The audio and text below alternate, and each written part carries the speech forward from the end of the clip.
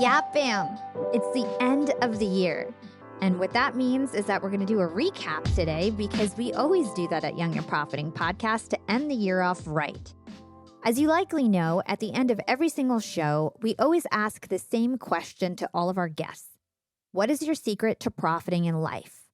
And at the end of the year, what I like to do is ask my team to gather up all those clips, and then I listen to them, and we analyze the responses, and we try to find patterns to see what themes came up as part of the year.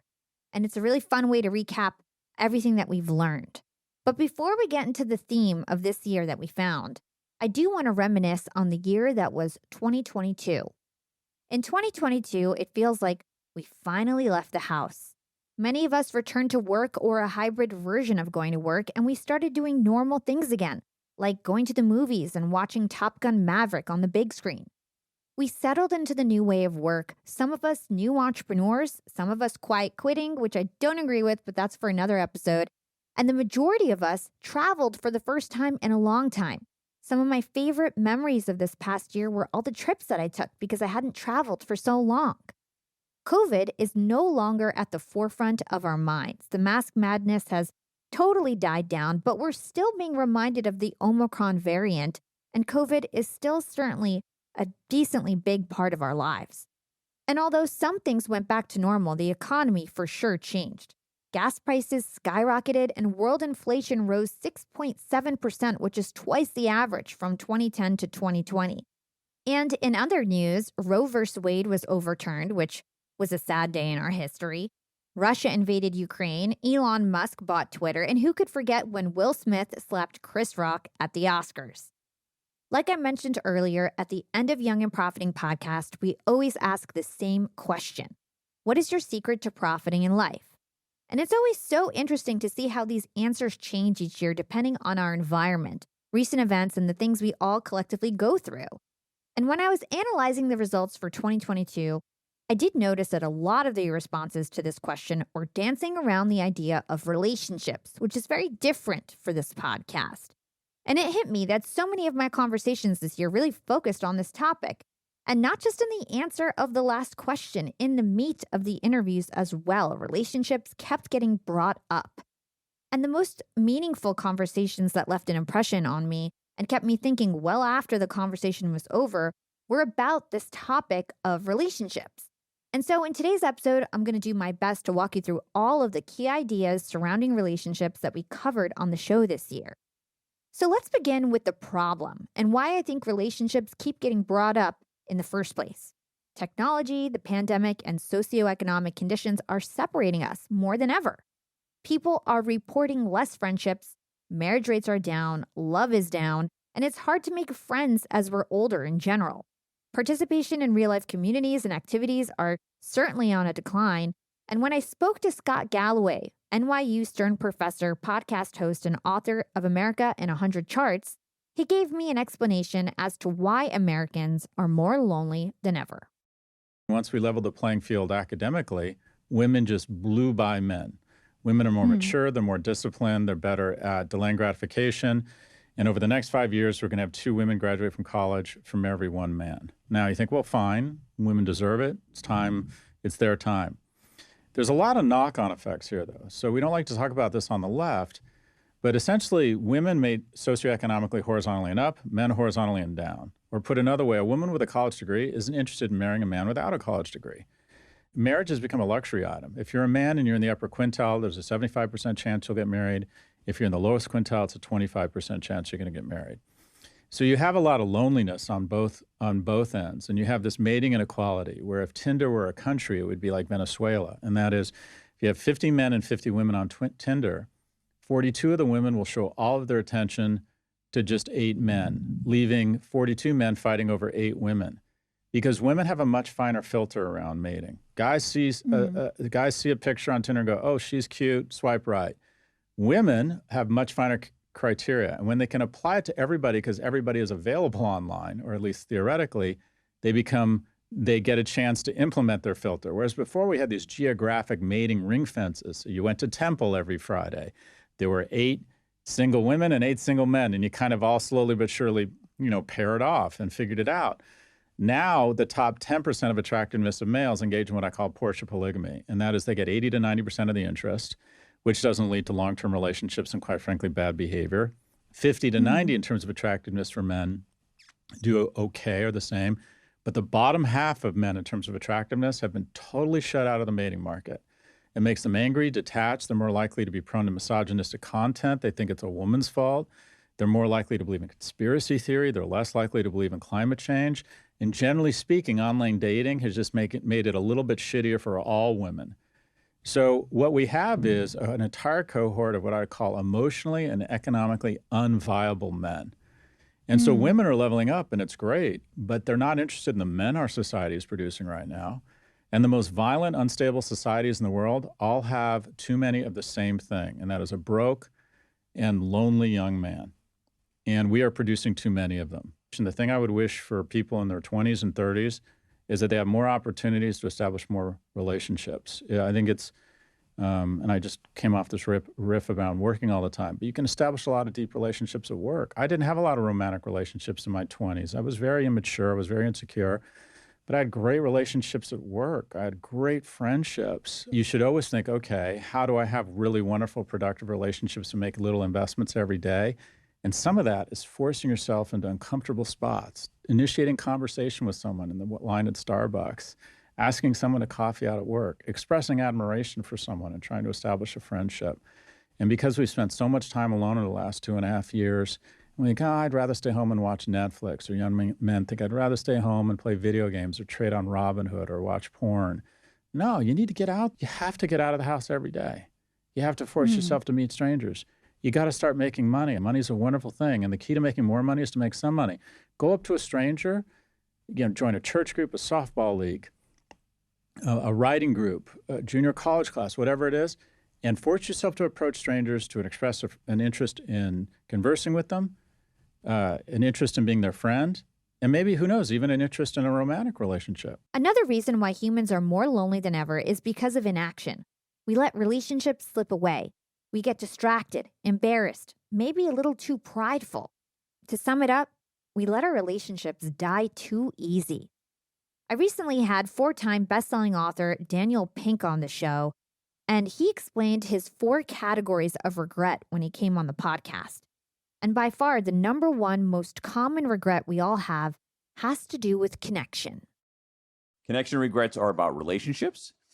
And not only romantic relationships, and really not even mostly romantic relationships, just the full suite of relationships in our lives. And what happens is that you have a relationship that was intact or should have been intact with a parent, with a sibling, with a relative, with friends, with colleagues. It was intact and it comes apart, or should have been intact, was intact, and it comes apart. And I think what's interesting is that if you read story after story, the way a lot of these relationships come apart is not dramatic at all. There's no big fight. There's no screaming or yelling. It's just like this drift that takes place over time. And here's what happens. Somebody wants to reach out.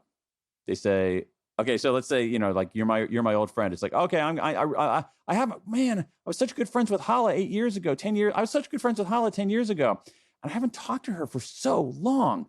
Yeah, I should really reach out to her. And then I say, oh man, no, but if I just reach out to her now, it's going to be so awkward because I haven't talked to her for 10 years. It's going to be so awkward. I don't want to do that. And besides, she won't care. So I don't do anything. And then 2 years from now, I say, oh man, I was such good friends with Hala 12 years ago. I really should reach out to her. But oh my God, it's even more awkward now, and she's going to care even less. And so we don't do anything, and sometimes it's too late. And that's a big mistake. Let me just double click on that for a moment. That's a huge mistake. It's a huge mistake. We have piles of evidence showing that when people do reach out, it's way less awkward than they think, like way less awkward than we think. We're completely over-indexed on awkwardness. My view in general in life, reading the research, is that if you're feeling awkward about something, just frickin' push through it. Don't let feelings of awkwardness be that barrier. Awkwardness is not a strong enough signal to stop you from doing something. Second thing is that we say people, but Hala's not going to care. people almost always welcome it. We're completely wrong on both fronts. We think it's going to be awkward and they're not going to care. And when we do it, it's not awkward and they always care. And Arthur Brooks, who recently released the bestseller, How to Crack the Code on Happiness, concurs on the importance of maintaining relationships. He says you should do it while you're young to ensure happiness when you're older. So the key thing to keep in mind is that happiness is love. I've got data over an 85-year period from men and women who were born in the, who are actually in college in the late 1930s and in the 40s. So they're super old. The sample, it's called the Harvard Study of Adult Development. I don't run it, but a very close friend of mine does. And one of the things that he has found tracking people over, it started with a sample of people who went to Harvard, which is not exactly diverse. But then he's expanded to people who didn't go to college and their spouses and their kids. So it's all races, both genders, poor, rich, educated, uneducated. And what he finds is that there's a lot of things that people do who wind up happy. They tend to, lifelong education. They tend to know how to not ruminate and keep their worry under control. They tend to have, take care of their health in a not crazy way. They tend to walk a lot, for example. They tend to, they don't become obese. They're very careful about smoking and drinking. They drink moderately or not at all, but very moderately at most. But here's the key thing. They have relationships. They all have relationships. They cultivate their critical love relationships. Now, I know a lot of people are trying to get ahead in their career. They're like, you can fall in love and get married later, but now keep your nose to the grindstone. I got to tell you, that is a huge mistake. Get after it now. Time is of the essence. The secret to profiting in life is a real easy one. The guy who ran that study I talked about, the Harvard Study of Adult Development, he ran it for 30 years. And he's asked near the end of his career when he's retiring, how do you sum it up? Sum it up in 5 words. And he thought about it. He said, happiness is love, full stop. And that is absolutely true. Love is the secret to your happiness. Love should be the center of your actual ambition. Look, the happiest people, they're paying attention to their faith, their life philosophy, their family life, their friendships, and serving other people with their work. In other words, their love, and their more love. The different manifestations of love are to get that done. That's the source of your prosperity. When I was looking back at all the conversations from this year, there were so many conversations about this topic of not just focusing on your career achievements or monetary achievements and looking at the big picture, going wider, deeper, trying to have relationships and a more well-rounded life, and spending your time in a way that's going to make sure that when you're on your deathbed, when you're old and gray, that you don't have regrets later on. And so the last clip I want to share on this topic is from leadership coach. He's actually the #1 leadership coach in the world and 2-time New York Times bestselling author, Marshall Goldsmith. So let's talk about this topic of regrets and choosing to live the earned life. How would you define an earned life? Well, an earned life occurs when you really have alignment between 3 things. One is your aspiration, your higher sense of purpose. The second is you're achieving something meaningful. And the third is your day-to-day actions. When the actions are aligned with those things, that's how I define the earned life. And it's interesting because most humans in the history of the world were lost in the action phase. They just show up, they go from day to day. They're not bad people, but they just do whatever's in front of them, and they kind of just live. Some people are really lost in aspiration, higher purpose. They don't achieve much, but they kind of live in their heads. The people that I work with, pretty much, if they're not careful, are lost in achievement. They achieve so much that they're almost achievement junkies. And sometimes, if we're not careful, we get so lost in achievement, we forget to ask the question, why am I working 90 hours a week? Or number 2, we forget to enjoy the process of life itself, the day-to-day actions of life. So with these people, really getting them to focus on, don't become an achieveaholic. Oh, and the other thing I think is very important in this is never make your identity or your value as a human being based on achievement or the results of achievement for 2 reasons. One, you don't control the results. The results are impacted by many things you don't control. And number 2, even if you achieve the results, how long does that bring any kind of peace or happiness? A week? Not much. Then what do you have to do? More. One of my favorite parts of the book is the story about the marshmallow research. I love that story. So in the marshmallow research, you take these kids and you give them a marshmallow. So say the kid, well, kid, if you eat the marshmallow, you get one. But if you wait, oh, two. So then the kid that waits eats two. Now, allegedly, they have this research to show the kid that eats one marshmallow becomes a drug addict, and the ones that eat two go to Harvard and get PhDs or something. It seems a little overblown, but the point of the research is very clear. Delayed gratification is good. Well, here's the problem with the research. They didn't take the kid that ate two marshmallows and said, kid, wait a bit. 3. Oh, don't eat those. Wait a little bit more. 4, 5, 10, 1,000. Where do you end up?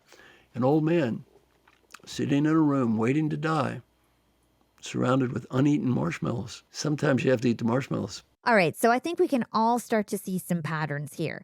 These happiness, leadership, and human behavior experts believe that society as a whole needs to get better at relationships and better at embracing love and connection. And not just all the superficial things in life. It's not just about achievement and work and making money and the hustle and the bustle. Aside from making us feel unhappy when we don't have relationships or lonely, we also need connections to thrive in life, to level up, and to become young and profiting, so to speak. It's a major part of what makes humans human. We learn from each other, and we get ahead in life by sticking together. Neuroscientist David Eagleman explains this. And while this interview hasn't been released yet, it comes out in a couple weeks, it was recorded in 2022, and I thought this clip would be really insightful to share. The really special thing with humans being live wired is that we drop into the world half-baked, and we absorb everything around us. That's how you absorb your language, your neighborhood, your culture, your parents, your way of acting in the 21st century, and so on. In other words, if you were born with exactly your DNA 1,000 years ago, you'd be a really different person. If you were born 10,000 years ago, exactly you with the same DNA, and you ended up in the world 10,000 years ago, you'd be totally different in terms of your cultural beliefs, whatever weird, animistic religion you believe in, whatever kind of, thing is appropriate for, burning people at the stake or whatever, or how you hunt a lion or stuff like that. You would just be a different kind of person. And this is because we absorb the world around us. And this is what I flagged a little bit earlier. What separates us from our closest cousins in the animal kingdom is that most animals are still dropping into the world essentially pre-programmed. So if you drop in as a goat or an alligator, you essentially know, okay, here's how I, eat, mate, sleep, whatever. And that's it. And you're doing the same thing that goats did 10,000 years ago. But when you drop in as a human, you, in your first several years, essentially get to learn everything that humans have discovered up until now, and then you springboard off the top of that. And that's what has led to the success of our species. We've taken over every corner of the planet. We've gotten off the planet. We've invented the internet and quantum computation and so on, precisely because we're not starting from square one every time, but we start from where humans have already gotten. And when I asked David Eagleman what his secret to profiting in life was, later on in the interview, here's what he had to say. Relationships. It's all about other people. The brain has an extraordinary amount of its circuitry devoted to other people and making models of them and understanding them. And I think one of the key things in life, especially now during our polarized era, is to really try standing in the shoes of other people, especially people that you're disagreeing with, and try to understand the world from their point of view. I decided to share this clip early from David because I think it really showcases how influenced we are by our surroundings and how natural it is to absorb the qualities and opinions of the people around us. This is something that our brain is literally designed to do to survive. To survive, we have to absorb the qualities and the opinions and the knowledge of the people who raise us, who are around us. And while we don't have a choice when we're children, we have a choice as adults in terms of who we surround ourselves with. And it's not just about building relationships and filling our circle with whoever is around. It's actually about guarding our circle and proactively bringing the right people into it. Podcast host and entrepreneur Ed Mylett gave us his rundown of how he selects his circle. What I try to do when I add new people is I want people that love me. But I actually look for a criteria in people that Do they support my values? When I go to Vegas a couple times a year with a group of men, all of them are amazing husbands. A couple of them are pastors of churches, like that doesn't hurt. But like, I don't want to be around dudes who don't live that part of their life correctly because it might rub off on me. I'm not, I'm not perfect, so I don't want to rub off on me. If someone is, doesn't keep their word or isn't meticulous in telling the truth, we all have that friend. We're like, he is such a bullshitter, right? You have that friend. They're not going to be around me that much, right? I want people that believe in me. And here's the biggie. I have a lot of funny friends. You see them on my social media. Like, I have people that really make you laugh. I love people that make me laugh. And I'm an introvert, so I like to be around extroverted people so I can just be a fly on the wall, And so, but a big one is that I want people who don't accept me as I am. And most people are looking for friends who accept them as they are. I'm not looking for that. I'm not looking for acceptance. I'm looking for people that believe in me so much that they think I could even be better than I am. And they hold me to that standard. There's that standard word again. That when I'm around them, here's a biggie. Wow, are you going to be shocked when you listen to this one, everyone?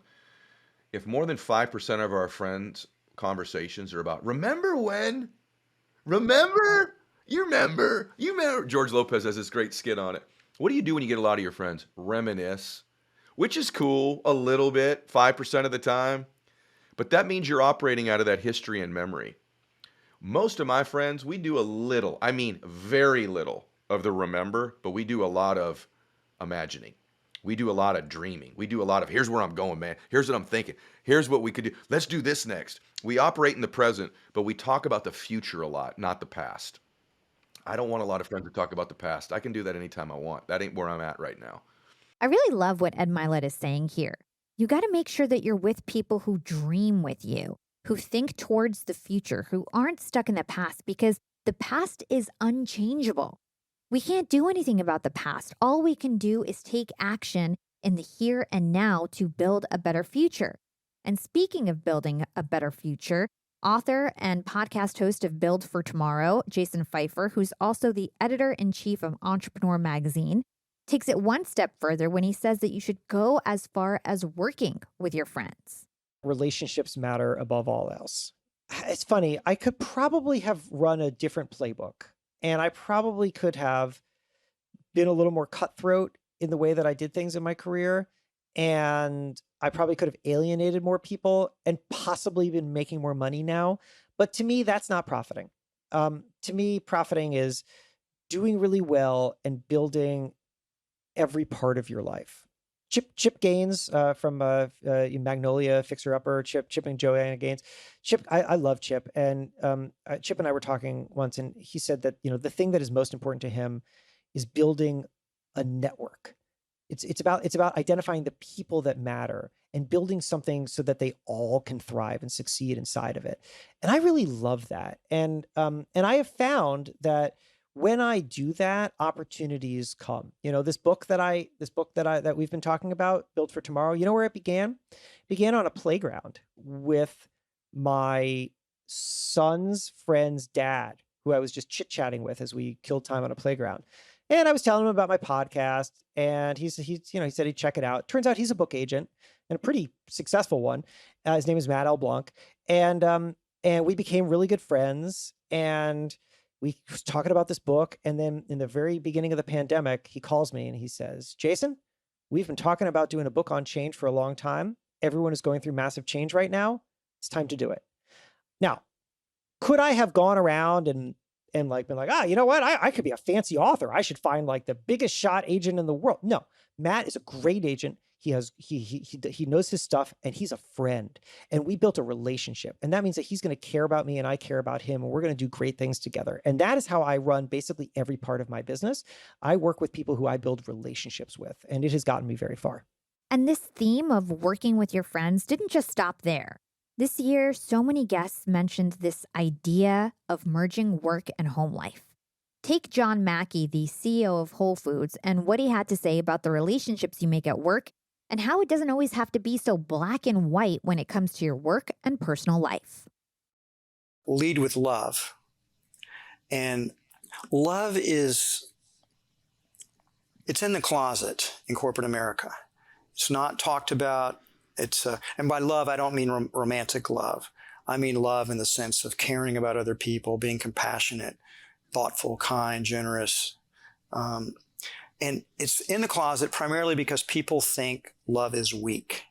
They think they're at war. The metaphors we use in business are all hyper-competitive metaphors. It's all this, it's we got to kill our competitors. We've got to let's roll. There's all these army war metaphors. Let's go to the war room and plot out our grand strategy here. Or they are Darwinian metaphors. It's survival of the fittest. It's a jungle out there. Only the paranoid survive. Or they are hyper-competitive sports metaphors. And in typical sports, there's one winner and everybody else is a loser. So there's an obsession about winning. Winning isn't everything. Winning is the only thing. And so you get obsessed with winning. You get obsessed in defeating someone else. And these are the metaphors that generally we use to think about. There are other ones too. Now we have a lot of tech metaphors, but the metaphors structure our consciousness and the way we think about things. And most of the dominant metaphors are hyper-competitive metaphors. And when you're at war, there really is no place for love. Yeah. Or check all that wimpy love stuff at the door here, because we're going into battle, and I need everybody ready. I don't want any love here. Forget that stuff. And so there's kind of a macho, and there has been traditionally a macho boys culture, which it's about winning. It's about killing the other side. So love is something you don't have in the workplace. It's something you do outside the workplace. Now think about how, I want to point out a few things. How inhuman is it or unhuman is it to not be able to bring your whole self to the workplace? Just this narrow part of your being, this competitive part of your being is what's allowed to be in there. And the rest of the stuff you do with your friends, you do that at home with your family. But so you're basically dividing yourself in two. You're leaving the loving self at home and you're bringing the tough guy self to work. But more importantly even than that is that love is the glue that holds a company together. That unites the teams. It's why customers keep coming back, because they feel appreciated. They feel like you care about them. So another theme related to relationships that I came across this year was this idea of community and the power of community. I'll have Brad Stulberg, author of The Growth Equation, kick it off with the importance of having a feeling of deep community in the human experience. It's hard to go at it alone. It's hard to stay on the path. It's hard to have fun. It's hard to be consistent. It's hard to accept where you are. It's hard to be present. It's hard to be vulnerable. So let's make it easier and more fun. And how do you do it? You find people that get it, that are walking a similar path as you, and you say, hey, let's do this together. So before I get into any of the science, I like to say it like that. Like, it's just more fun. And on our deathbed, no one remembers that they had 100 million podcast downloads or that they won a gold medal. What they remember are the guests that they had on the show, the training partners, the coaches. It's all about the relationships. And this gets back to this broader theme of heroic individualism. Like, on what time horizon are you looking? Because the most optimal, efficient thing to do in the moment is very rarely community. I got to call someone. I got to meet them. It's COVID times. I got to think about where we're going to meet, who's going to wear a mask, this, that, and the other. It's terribly inefficient. But if you don't make time for that, then come 1 year, 2 years, 3 years, you might find yourself lonely. So if like our culture of efficiency and productivity so often crowds out deep community, whereas when you're playing the long game, not only does it make it more fun, but it also supports grounded striving. And I think it's important. There are two ways to build deep community. So one is actual physical in-person connection. The other is a sense of belonging. And that can be to a spiritual tradition, to a religion, to a lineage of intellectual thinkers, to a group of other podcast hosts that you kind of like have a mastermind group and you're all helping trying to share a similar message. And deep community is the combination of both those things. So according to the literature, it's not enough just to have people that you see in person, and it's not enough just to feel like you're a part of something larger. Both of those things put together, that's what supports mental health and sustainable excellence. Yap fam, humans yearn for community and also stand for their community and support their community. So much so that the father of influence, Robert Cialdini, updated and changed his 6 principles of influence to 7 principles of influence recently when he added the category of unity. So let's talk about unity. This is actually a new principle that you added to your book. So what made you think that you needed to add this principle of unity to your universal principles of influence?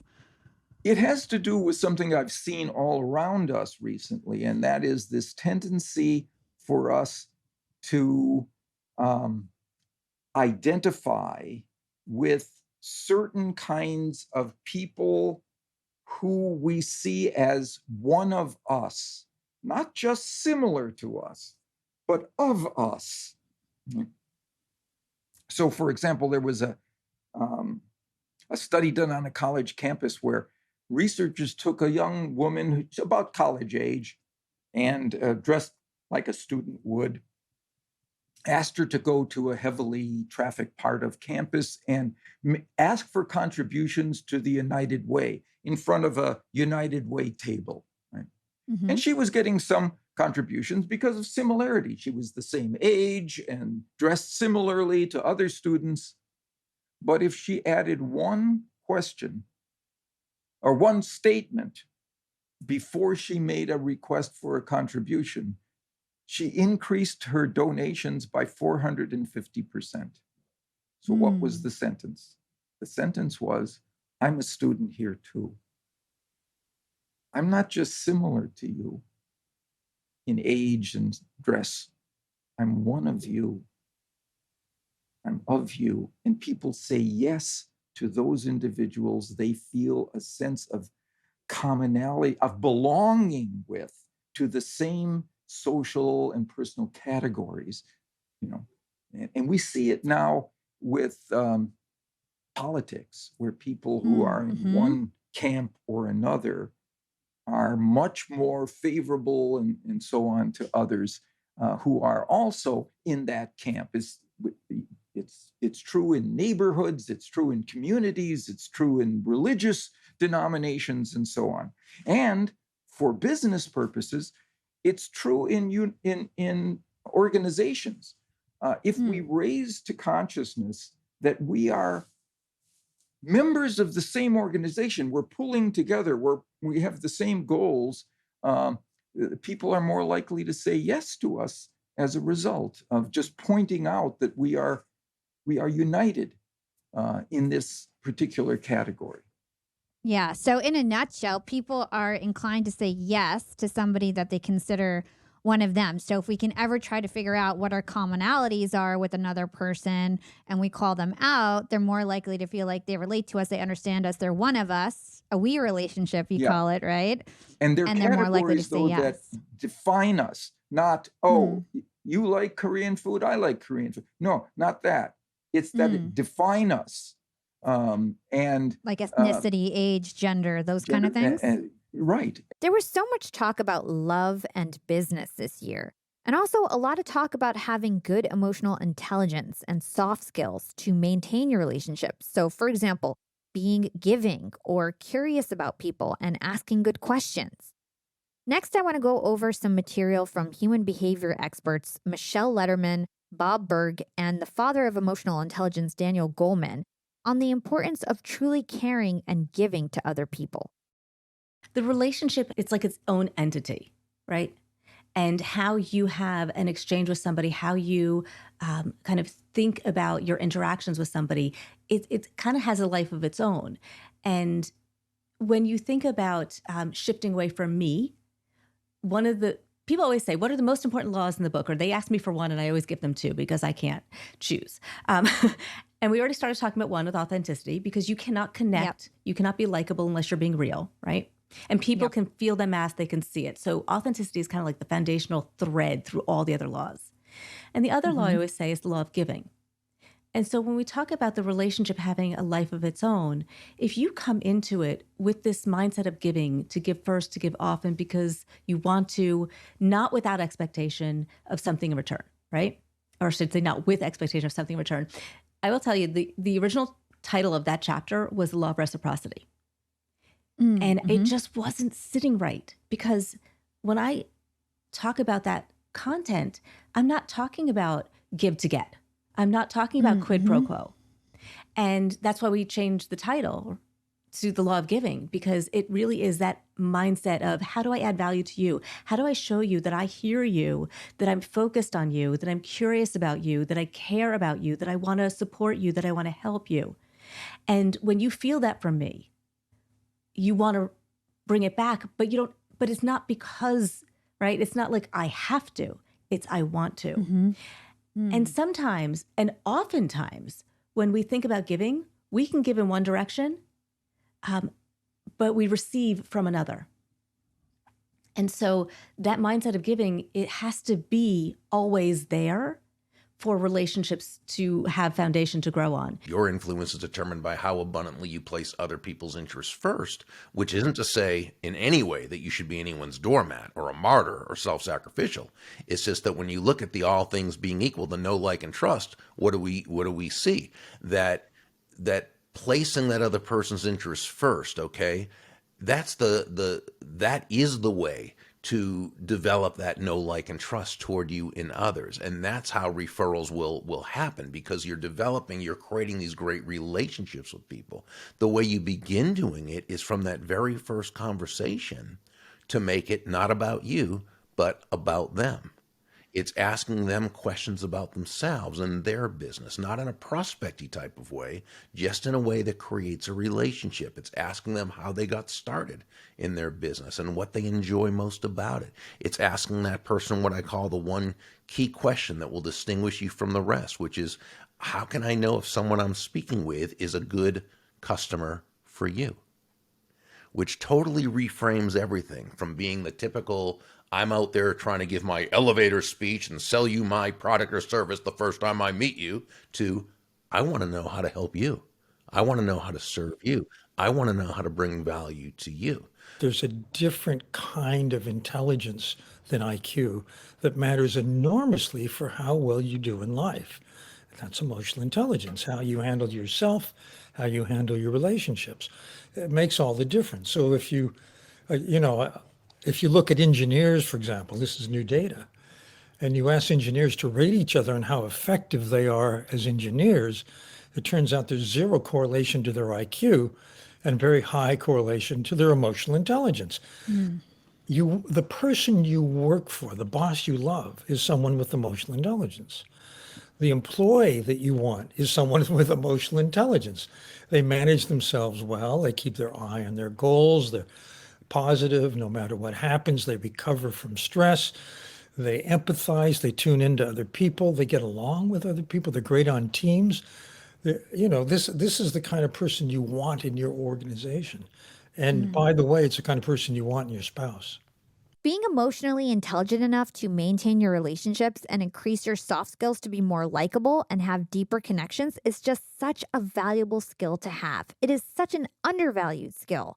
Because after all, everything that we want in life, career-wise or personal-wise, can be completely accelerated by other people. Think about it.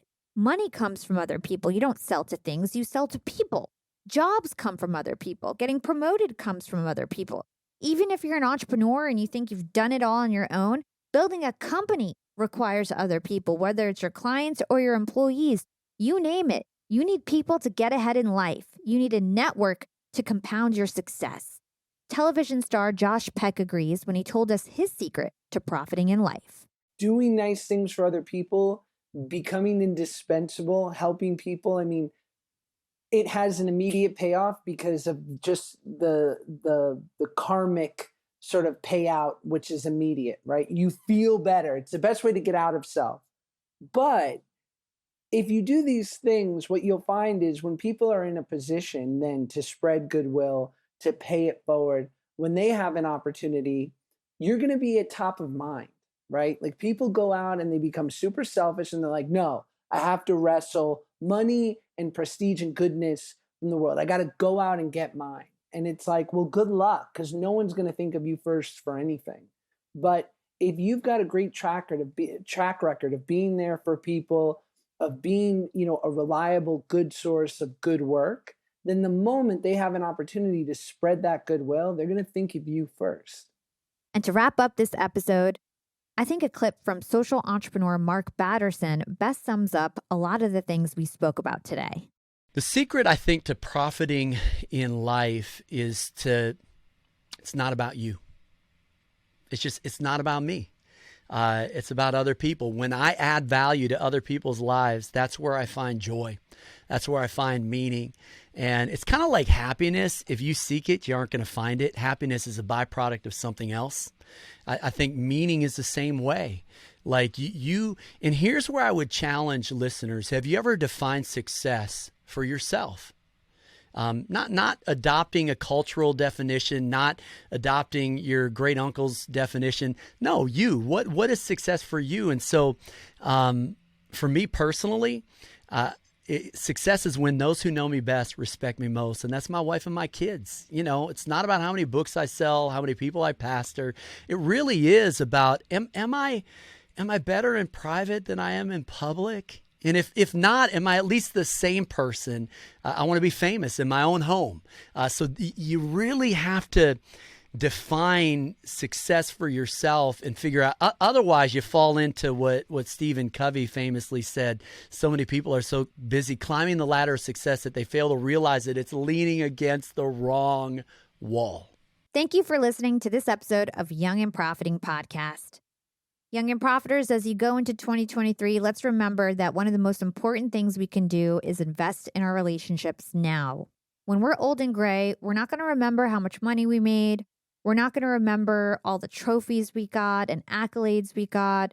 We're going to remember our friends, our families, our memories. And if we aren't careful, life may pass us by and we wouldn't have ever really lived a full life.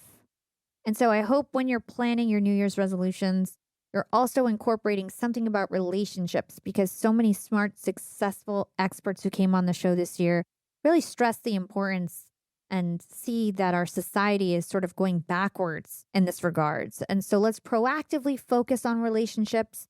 Let's give it our best effort, and let's grow and thrive in this new year. I'm so excited for the year ahead, and I'm super thankful for all my listeners. I've got so many amazing listeners. There's hundreds of thousands of you guys who listen to this show each and every week, and I just appreciate it so much. I appreciate that you chose Young and Profiting Podcast as your podcast of choice. I appreciate you guys sharing this with your friends and family, spreading the word, putting it on your social media. You guys have been such great fans this year. My reviews have skyrocketed. You guys just really have gone above and beyond to support the show this year. It shows in our ranking. It shows in our numbers. And I just feel so blessed to be the host of the show, and I hope to host this show for many, many years.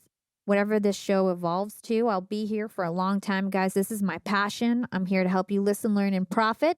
Even when we're old and profiting, I'll be around. And I just love all you guys. I think that my life would be so much worse if I didn't have this podcast and if I didn't have all these listeners who keep pushing me to be better and better. You guys are a big, big, big part of my journey. And so thank you so much for listening to the show.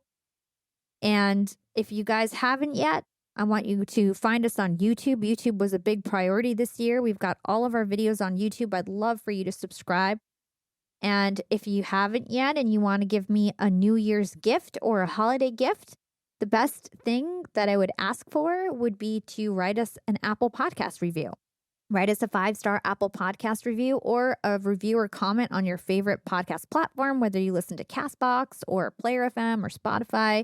A rating, comment, review, whatever you can do in the app to show that you like our show and increase our social proof would be greatly appreciated.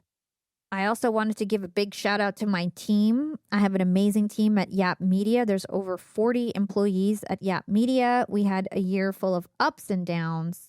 And I want to take time to shout out my amazing production team. Shout out to Jason. He's my podcast producer, the production director at Yap Media. He's so talented. If you guys noticed, we got a new podcast intro, theme music this year. Our podcast sounds better than ever. Our sound quality has been totally leveled up.